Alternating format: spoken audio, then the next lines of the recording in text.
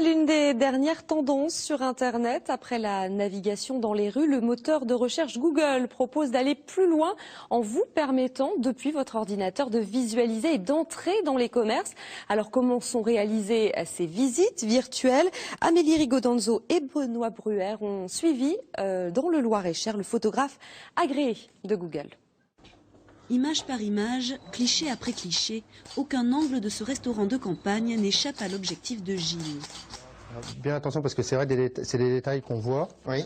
Ça, pareil. Et puis là, éventuellement, ranger un petit peu si c'est possible. À la limite... Gilles, pourquoi vous réorganisez tout comme ça? Par souci du détail, puisque la photo voit tout.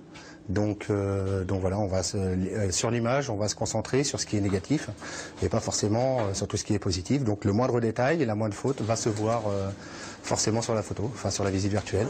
Le photographe bouscule les habitudes du patron qui se laisse pourtant diriger.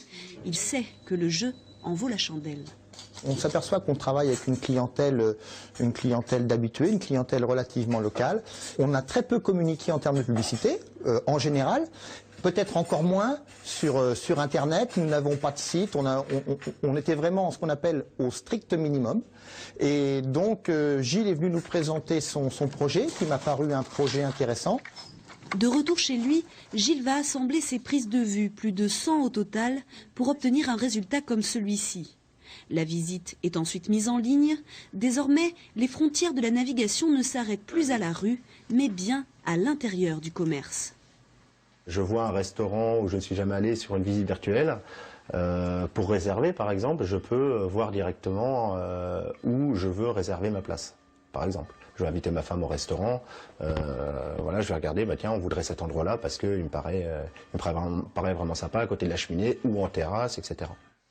La visite virtuelle coûte entre 250 et 500 € et pour ce prix, commerces, sites touristiques et autres lieux ouverts au public se retrouvent aussi très bien référencés sur le moteur de recherche.